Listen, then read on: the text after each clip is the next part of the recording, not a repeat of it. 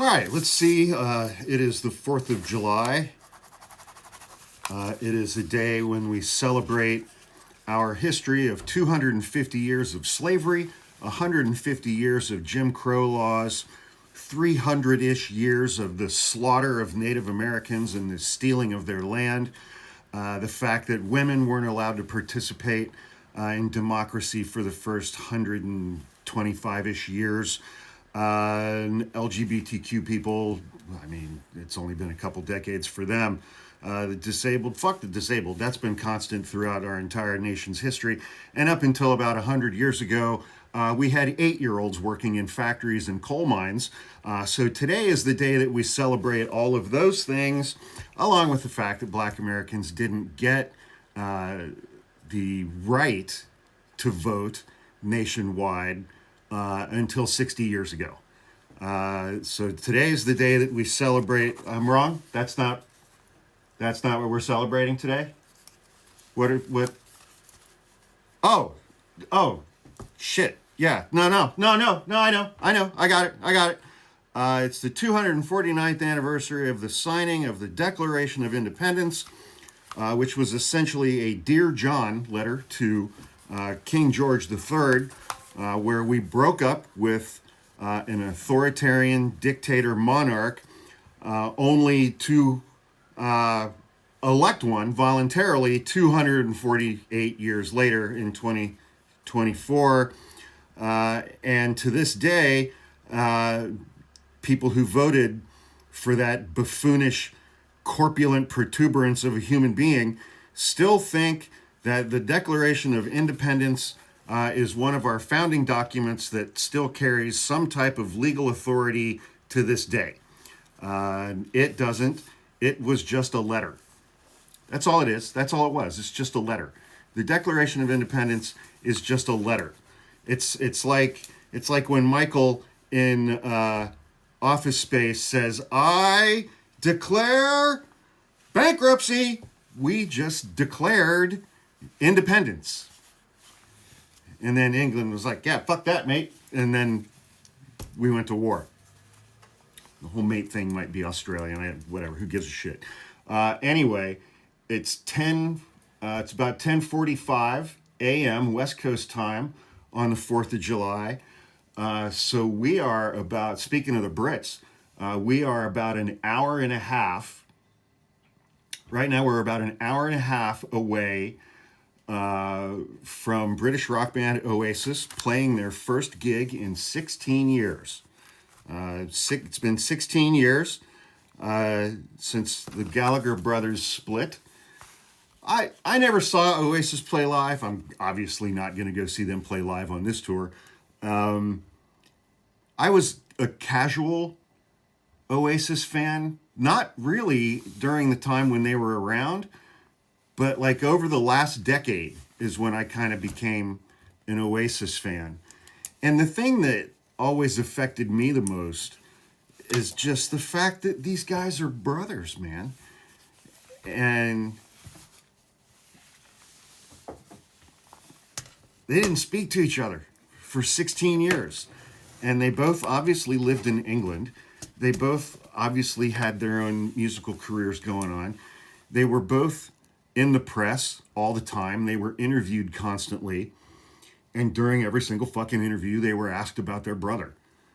And Liam, the younger brother, the singer, clearly, I think, has been more affected and hurt by the split with his brother Noel than Noel has, because Noel just said, "Yep, fuck you, I'm out," and that was that.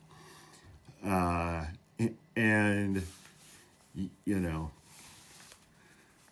I just projected my relationship with my brother onto them and just couldn't fathom or imagine the pain of all of that. But whatever. Let's see what we have in the comments today. I can't even read that Chucklehead's username. Where was the Biden administration when Boris Johnson was going to go down to do a peas deal? They called them off. Answer that question, dude. I literally don't have the slightest fucking idea what you're talking about. And I follow the news more closely than just about anybody I know. I don't have the slightest idea what you're talking about. Like, not even a little bit. I have no fucking idea what you're talking about. But you seem to think that that is some kind of a gotcha.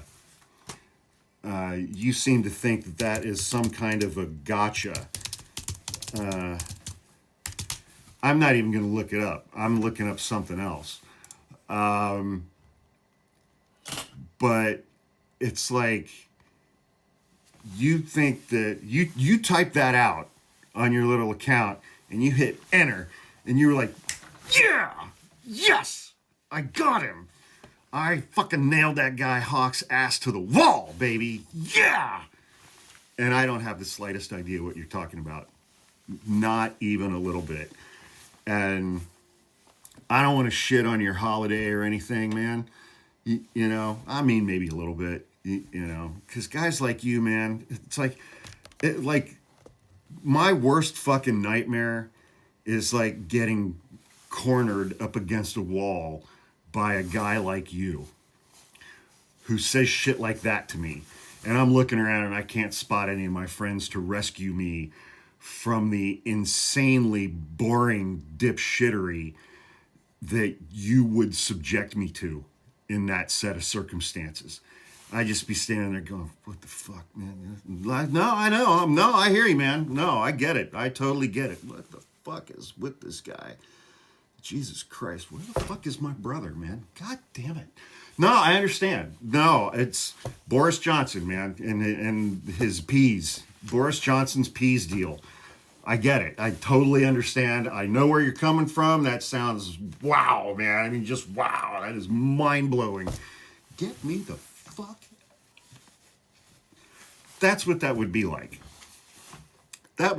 Every time that you are interacting with another person in a social setting, that's what they are experiencing. They, in their own heads, are going, get me the fuck away from this potato. It's like, I don't know, man. I mean, I guess this is what happens when it's like you've never seen a grown woman naked and didn't have to pay her. I mean, you incels are just, you're everywhere. And you think that you are the most interesting people in the room, and you are 100% the exact opposite. I swear to God, man. Where was the Biden administration when Boris Johnson was going to go down to do a peace deal?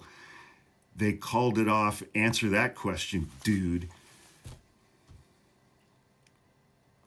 I also guarantee that that's how you talk to women, only with more condescension. Yeah, you know I'm right. Holy shit, man. Go have another Hot Pocket and hit that Call of Duty and have a great holiday. Jesus Christ on a whatever.